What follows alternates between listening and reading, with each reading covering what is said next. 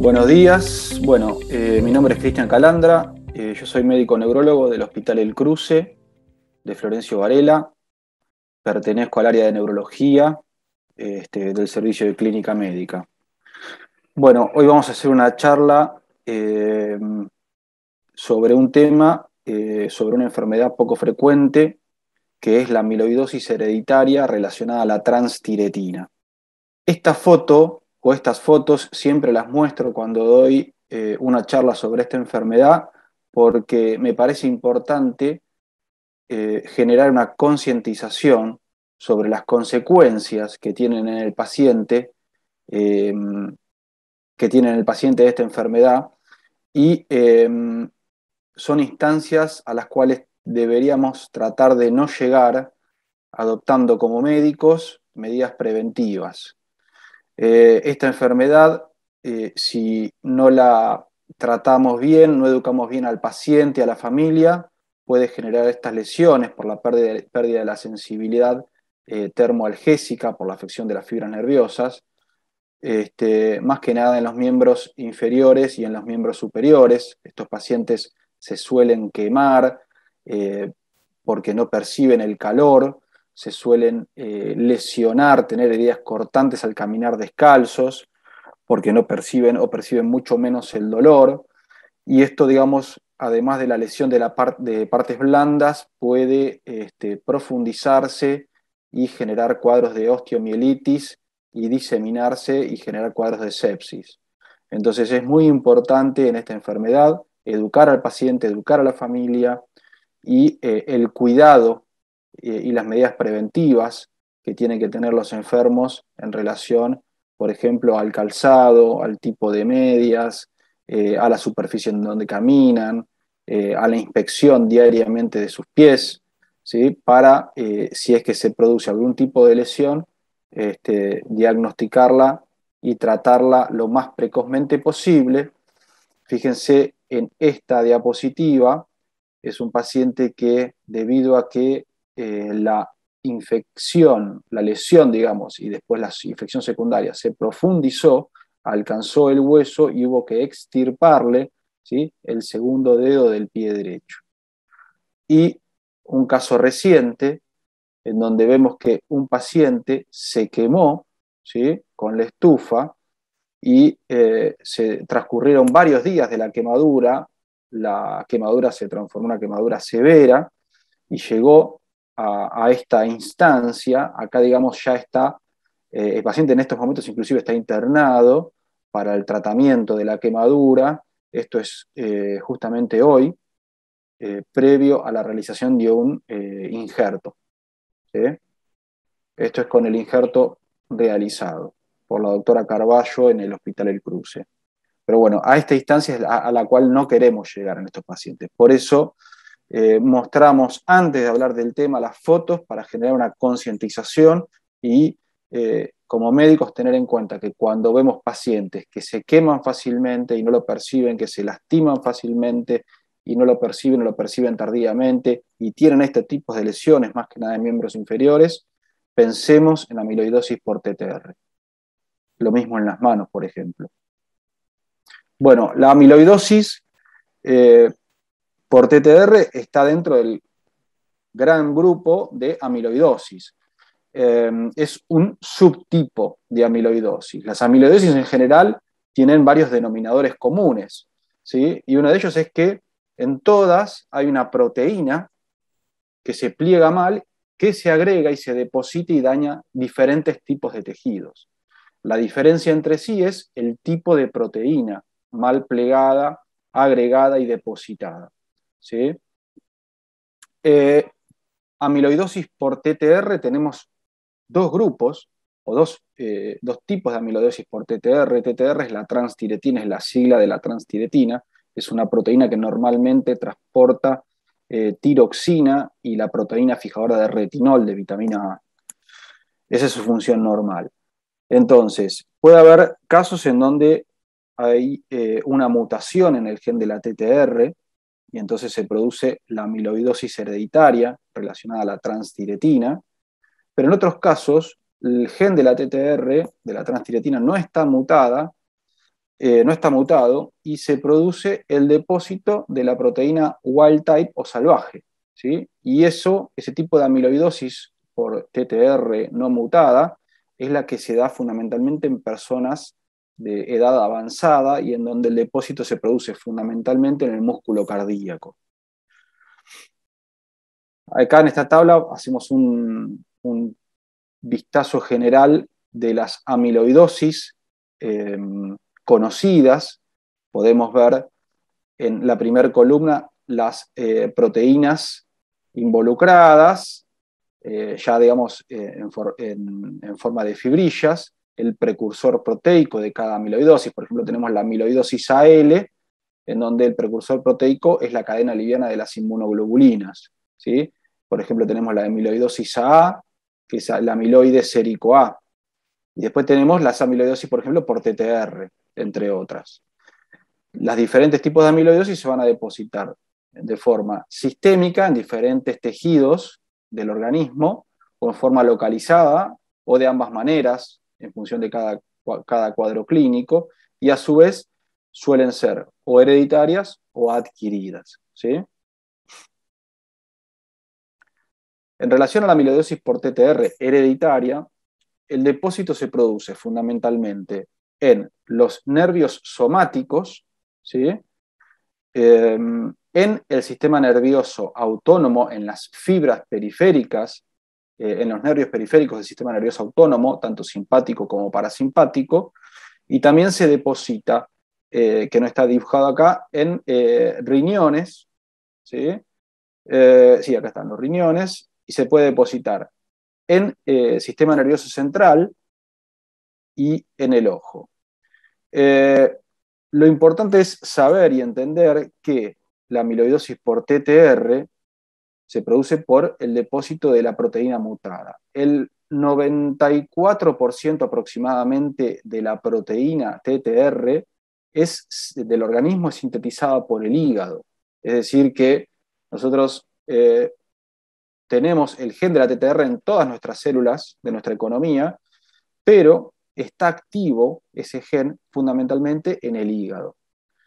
Entonces el hígado es la principal fuente de TTR, ya sea mutada o no mutada. Un porcentaje muchísimo menor puede ser producido por los plexos coroideos o por la retina.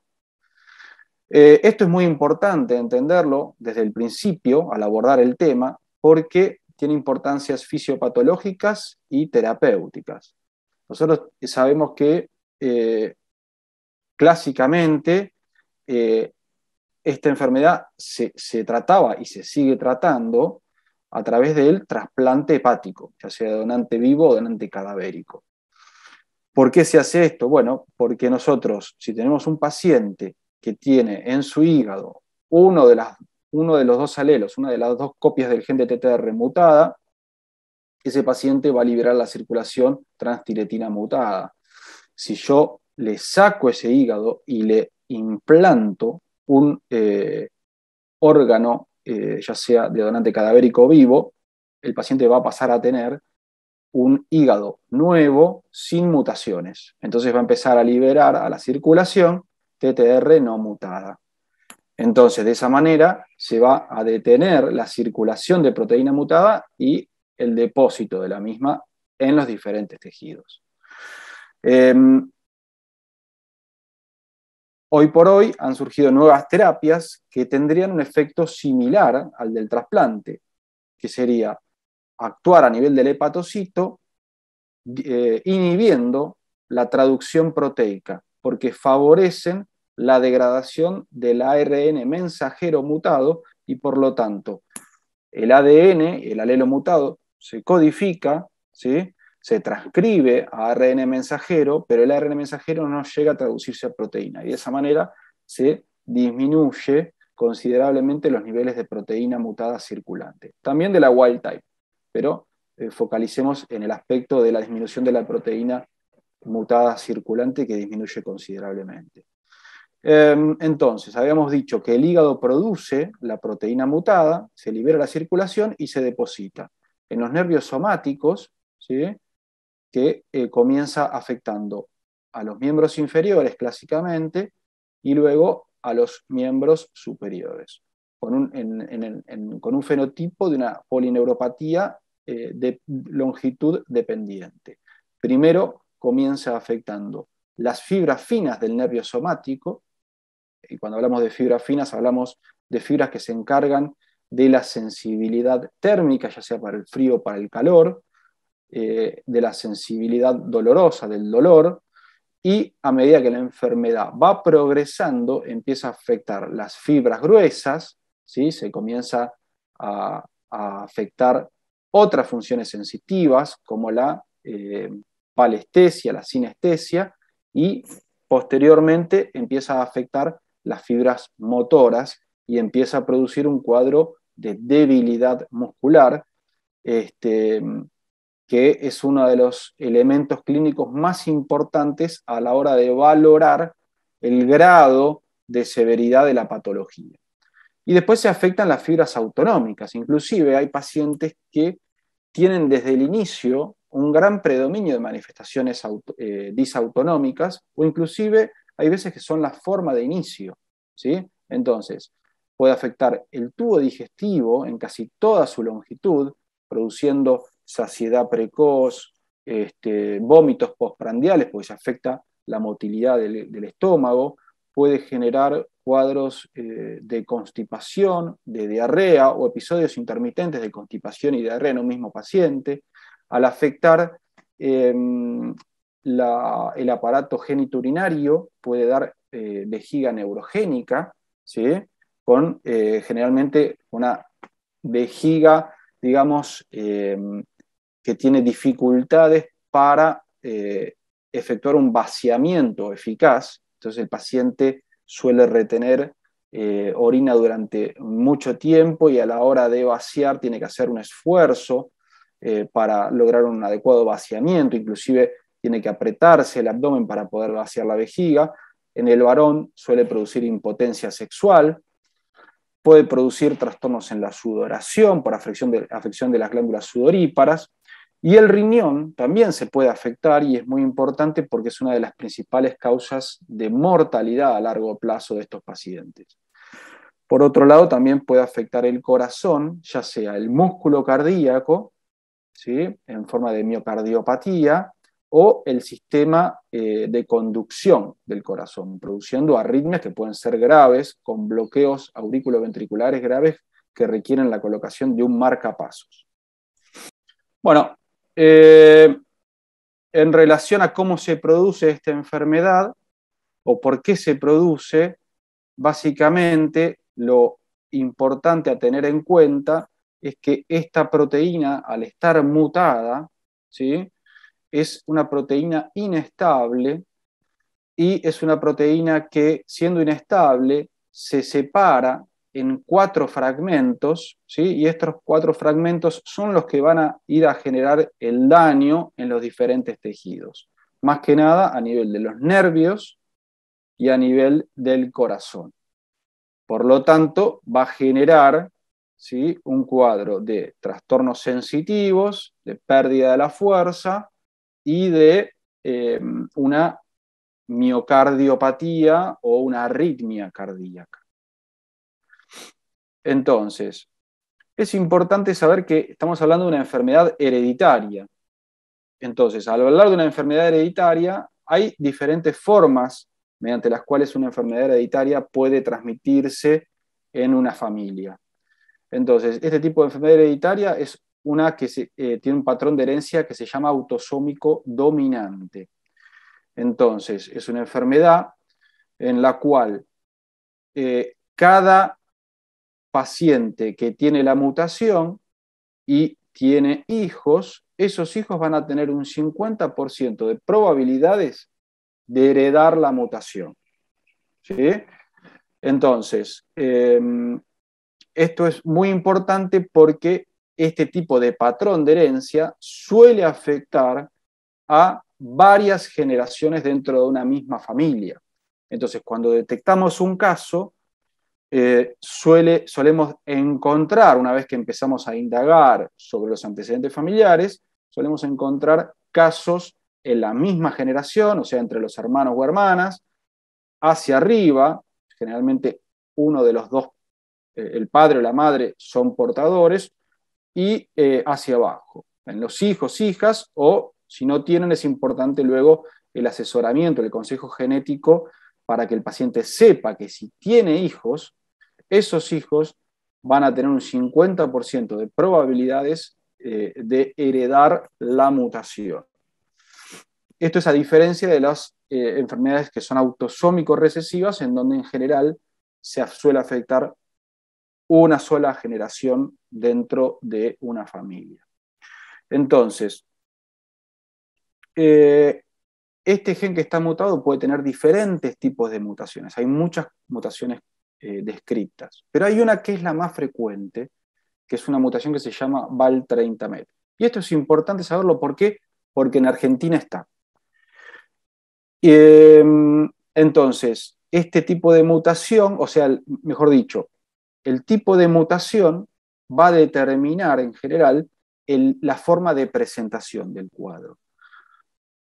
Si va a tener compromiso de nervios periféricos, de corazón, si va a tener afectación del músculo cardíaco, va a tener arritmias, si va a tener afectación del riñón, del sistema nervioso. Entonces, en Argentina, nosotros tenemos esta mutación que se denomina Val30Met o Val50Met, según la nomenclatura que se utilice, que produce en general, ¿sí? Dos formas, una forma de comienzo temprano y una forma de comienzo tardío. Y en Argentina tenemos más frecuentemente la forma de comienzo temprano, o es más frecuente encontrar, porque suele haber varios casos en la familia. Entonces, es importante saber que esta enfermedad se considera que a nivel mundial tiene zonas que se caracterizan como endémicas, entre comillas. No es una enfermedad infecciosa. Cuando uno habla de algo endémico, en general piensa en una infección. Pero se denominan endémicas porque hay zonas a nivel del mundo, o hay países que tienen una prevalencia mucho más elevada de lo habitual. Y esas zonas son el norte de Portugal, en dos pueblos muy pequeños, y ahí surgieron los primeros casos descriptos por un colega denominado Andrade, por eso esto también lo pueden encontrar como amiloidosis portuguesa, una enfermedad de Andrade. También hay una muy elevada prevalencia en ciertas zonas de Suecia, en Japón, en Chipre, en las Islas Baleares, en Brasil, ¿sí? Y en otros lugares o países del mundo no está del todo definido la prevalencia, ese sería el caso de Argentina, pero sí hay clústeres, hay zonas, hay focos en donde hay casos, hay una prevalencia mucho mayor de casos de lo esperado, ¿sí? De lo habitual. Y nosotros creemos que en Argentina los casos se suelen concentrar en dos partidos de la provincia de Buenos Aires y creemos que esa alta concentración de casos en estos partidos provienen por un inmigrante portugués con un apellido determinado, reconocido, identificado, que se instaló en esta localidad y a partir de allí se empezaron a generar más casos en las sucesivas generaciones de esta familia y que se siguen concentrando en estos partidos, pero a su vez después por las migraciones, se empezaron a esparcir en otros partidos de la provincia de Buenos Aires o en otras provincias. Por ejemplo, hay muchísimos casos en estos cuatro partidos, ¿sí? Que son todos contiguos, que serían en Chivilcoy, en Navarro, en Lobos y en 25 de Mayo. Y más que nada en 25 de Mayo, una localidad denominada Pedernales, y en Navarro.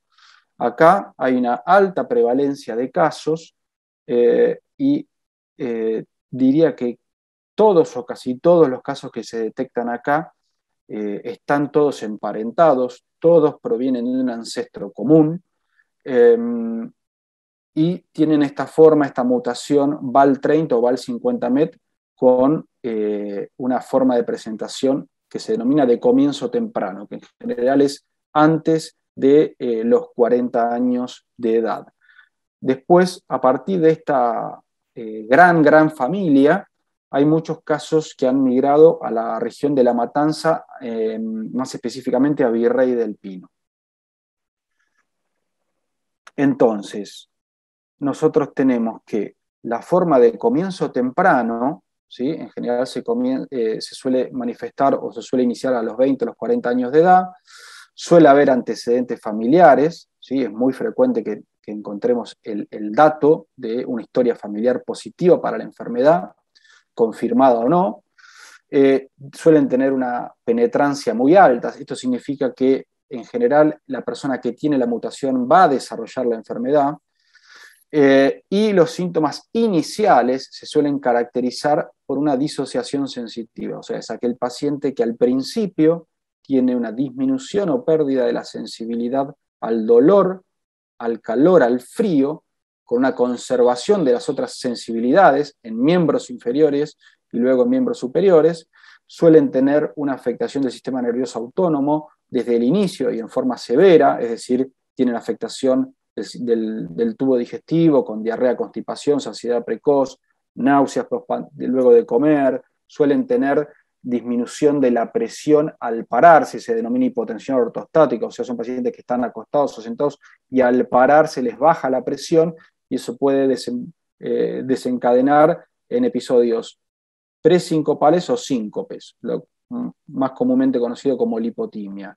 Y también suelen tener arritmias cardíacas, son pacientes que desde el inicio a veces requieren la colocación de un marcapaso, ¿sí? Por otro lado, las formas de comienzo tardío son producidas por la misma mutación, pero tienen una forma de presentación muy distinta, ya sea desde la edad de inicio, que suele ser en personas mucho más grandes, ¿sí? No suele haber antecedentes familiares reconocidos, sí van a empezar a surgir a partir del primer caso, ¿sí? La penetrancia es baja, esto es muy importante, porque la forma de comienzo tardío, a lo mejor encontramos un caso con manifestaciones, buscamos en la familia, encontramos portadores, pero quizás esos portadores se mantengan asintomáticos durante muchísimo tiempo o inclusive no lleguen a desarrollar la enfermedad y cuando mueran pueden morir de otra causa, por otra patología. Y la forma de presentación es mucho más distinta, ¿sí? En estos pacientes cuando se presentan suelen tener afectadas todas las sensibilidades, todas las variantes de la sensibilidad a nivel de los nervios periféricos, ya suelen tener afección de las fibras motoras, por lo tanto se presentan con cuadros de debilidad, ¿sí? Y suelen tener comprometido no el sistema de conducción, ¿sí? Del corazón, sino más que nada el músculo cardíaco. Se produce una miocardiopatía y suelen tener pérdida de peso. En este slide lo que podemos ver es cómo se clasifica al paciente según el estadio en el cual se encuentra, ¿sí? Y esto es muy importante desde un punto de vista del tratamiento implementar y del pronóstico. Entonces, cuando el paciente es portador de la mutación, pero no tiene síntomas, se dice que es un estadio 0. ¿Sí? Cuando el paciente tiene síntomas, pero los síntomas no le afectan la deambulación, mejor dicho, no requiere ningún tipo de asistencia para deambular, se dice que está en un estadio 1. Cuando el paciente ya requiere el uso de un bastón o un andador para deambular, está en un estadio 2, y cuando el paciente está en silla de ruedas o postrado en la cama, es un estadio 3. Entonces, el estadio 0 es muy importante porque vamos a diagnosticar pacientes asintomáticos que tienen la mutación y que están en un estadio 0. Y acá es muy importante el consejo genético, la educación del paciente, los aspectos psicológicos, los controles, cada cuánto controlarlos, porque son pacientes que saben que tienen una mutación, pero que todavía no desarrollaron la enfermedad y pueden pasar varios años hasta desarrollar la enfermedad. Entonces, la relación y el vínculo con el paciente es muy importante. Y es importante saber que para llegar a diagnosticar a estos pacientes en estadio 0, tenemos que hacer el estudio genético. El estudio genético hay que hacerlo en pacientes mayores de edad. No aconsejamos realizar estudio genético en menores de edad, ¿sí? En relación al estadio 1 es muy importante, el paciente en estadio 1 es aquel que se va a beneficiar de todos los tratamientos disponibles, ya sea trasplante hepático, ya sea molécula estabilizadora de la proteína y ya sea silenciamiento génico.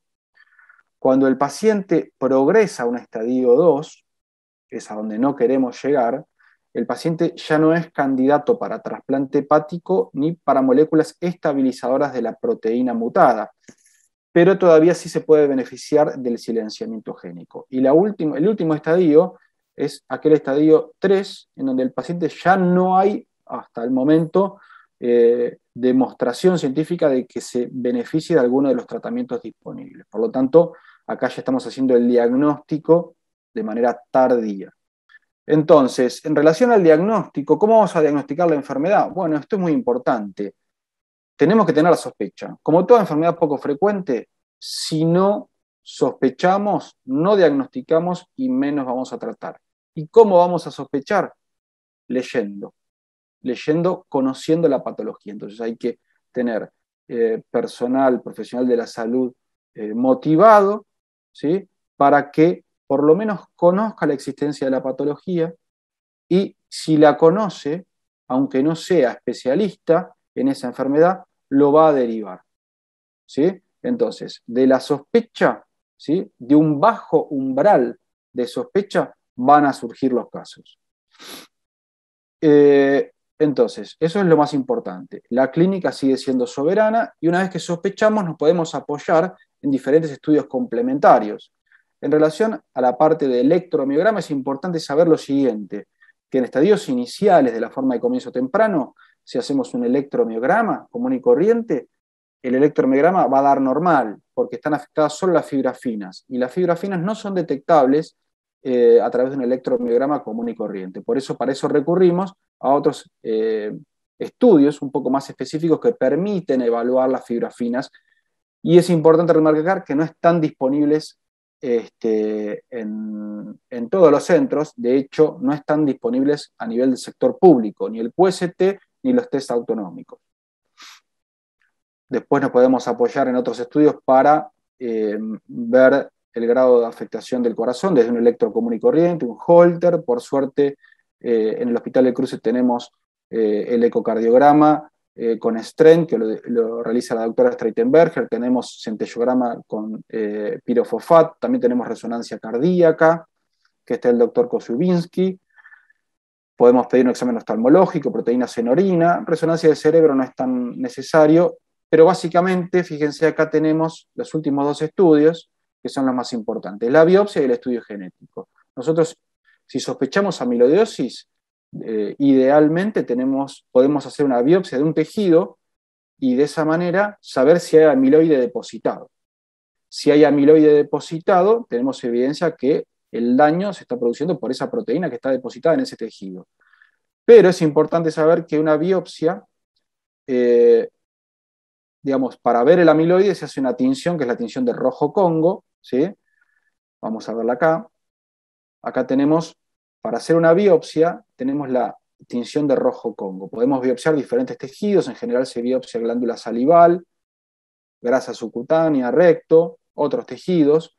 En hematoxilina y eosina y en luz polarizada lo que vemos con este color que se dice que es verde manzana, es el amiloide depositado. Lo que no sabemos es, recuerden la tabla inicial, qué tipo de proteína está depositada ahí. Porque ese amiloide que estamos viendo puede ser por las cadenas livianas de las inmunoglobulinas, puede ser una amiloidosis AL, o puede ser transtiretina depositada. Entonces, ahí cobra mucha relevancia la inmunohistoquímica para determinar la composición de ese amiloide y el tipo de proteína que está constituyendo ese amiloide depositado. Muchas veces la biopsia puede dar negativa y no descarta la enfermedad. Entonces es muy importante que si yo tengo una sospecha firme, por más que tenga una biopsia negativa, trate de continuar con mi proceso diagnóstico. Y en definitiva lo que va a diagnosticar de manera confirmatoria a la amiloidosis por TTR mutada es el estudio genético. Se hace una secuenciación del gen de la TTR, es un gen bastante chiquito, son 4 exones, la mutación Val30 meses está en el exón 2, entonces se secuencia el gen y si se encuentra la mutación, el diagnóstico es confirmatorio. Bueno, vamos a ir cerrando la charla para ser un poquito más gráficos con esta enfermedad. Vamos a mostrarle un caso clínico del Hospital El Cruce. Este caso consiste en un paciente varón de 65 años, tenía como antecedentes haber tenido un infarto agudo de miocardio, no tenía hábitos tóxicos, venía medicado con pregabalina por un dolor neuropático. Este es el pedigree del paciente. Fíjense que pudimos armar un pedigree con varias generaciones. El paciente era de la tercera generación, ¿sí? El primer integrante de la tercera generación, tenía 65 años, había nacido en Las Flores. Y el paciente tenía trastornos sensitivos desde hace 8 años, ¿sí? Trastornos de la marcha en los últimos 4 años, 6 meses previos a la consulta, ya el paciente estaba en silla de ruedas, no podía deambular por sí mismo, había comenzado con debilidad en miembros superiores 3 años antes, no tenía ni constipación ni diarrea, ni ortostatismo, no tenía trastorno de la sudoración, ni saciedad precoz, ni náuseas ni vómitos postprandiales, algunos síntomas compatibles con vejiga neurogénica y tenía un control parcial del dolor neuropático con la pregabalina. Entonces, al examen físico tenía una debilidad de los 4 miembros que era severa de predominio distal, tenía una atrofia muscular generalizada, no tenía reflejos profundos, tenía una hipoestesia térmico-dolorosa de 4 miembros, también tenía afectada la sensibilidad vibratoria y estaba muy adelgazado el paciente. Venía derivado de otro centro, en donde se habían hecho varios estudios, una rutina general de laboratorios, inclusive se había hecho una punción lumbar que había sido normal, se había hecho una resonancia de columna y del encéfalo que era normal, habían hecho un electromiograma que informaba una polirradiculopatía axonomielínica, e inclusive se había hecho una biopsia de nervio, ¿sí? Que había sido informada como normal. Y el paciente había quedado inconcluso, sin diagnóstico. Y nosotros lo recibimos en el hospital y le pedimos, por sospecha de amiloidosis, un ecocardiograma, y en el ecocardiograma el cardiólogo, muy avesado, había visto una hipertrofia concéntrica severa y había sugerido descartar amiloidosis. Entonces, secuenciamos al paciente, ¿sí? Y el paciente tenía la mutación Val30 o Val50MET, ¿sí? La secuenciación la mandamos al hospital italiano porque no tenemos secuenciador en el ámbito público, salvo en Ciudad Universitaria de la UBA, en donde se hace por técnica de PCR solo la búsqueda de la mutación Val30 o Val50MET. No hay secuenciación de todo el gen. Entonces, llegamos al diagnóstico de una forma de comienzo tardío, porque el paciente era mayor de 50 años, ¿sí? En donde no había antecedentes familiares claros, esta es la forma de más difícil diagnóstico, y llegamos al diagnóstico tardío porque se tardó 8 años en diagnosticar la enfermedad y llegamos a un estadio 3, donde el paciente ya no se beneficiaba de ningún tipo de tratamiento. Y se había descartado en otro centro la amiloidosis porque la biopsia de nervio había sido negativa, lo cual, si nosotros sospechamos la enfermedad, tenemos que hacer el estudio genético, porque la afectación puede ser parchada, o a lo mejor la toma de muestra no estuvo bien hecha, o el procesamiento falló. Hay muchos aspectos de la anatomopatología que pueden generar falsos negativos. Y el paciente, desgraciadamente, falleció a los 6 meses del diagnóstico. Entonces, a esta instancia es a donde no queremos llegar. Bueno, y para finalizar, en relación al tratamiento, les voy a mencionar algunos aspectos generales, ¿sí? Entonces, habíamos dicho que es importante conocer esta enfermedad porque es poco frecuente, pero tiene tratamiento. Y es importante mencionar que el tratamiento disponible no es un tratamiento sintomático. Es decir, no es un tratamiento que apunta únicamente a controlar, a aminorar, a aliviar el síntoma. como ocurre, por ejemplo, en una enfermedad neurodegenerativa mucho más frecuente que la enfermedad de Parkinson o el Alzheimer, ¿sí? En donde nosotros, los neurólogos, con los tratamientos disponibles, apuntamos a disminuir el temblor, la rigidez, la lentitud. Acá, los tratamientos disponibles tienen un impacto sobre la evolución natural de la enfermedad. Entonces es muy importante conocer esta enfermedad porque los pacientes se pueden beneficiar, por suerte, de tratamientos que pueden, por lo menos, ¿sí?, retrasar la evolución de la enfermedad. Entonces, los tratamientos son el trasplante hepático, ¿sí? En el Hospital El Cruce hay un servicio de trasplante hepático con mucha experiencia, ¿sí? Después tenemos una molécula aprobada por ANMAT, ¿sí?, que es el tafamidis. El tafamidis lo que hace es, se une a la proteína mutada y la estabiliza, ¿sí? Y después están las otras dos moléculas nuevas que lo que hacen es ir al nivel del hígado, ¿sí? Y lo que hacen es inhibir la traducción proteica. Entonces, de alguna manera, lo que hacen es disminuir de manera significativa la proteína TTR circulante y por lo tanto evitan el depósito en los tejidos. Estas son el inotersen, que es una molécula que se aplica por vía subcutánea semanalmente, y el tafamidis, el patisiran, que es una molécula, una ARN interferencia, que se da por vía endovenosa cada 3 semanas. Entonces, el inotersen subcutáneo es un oligonucleótido antisentido, inyecciones subcutáneas semanales, y el patisiran es una molécula que se da por vía endovenosa, una ARN interferencia, cada 3 semanas. Bueno, y acá finalizamos.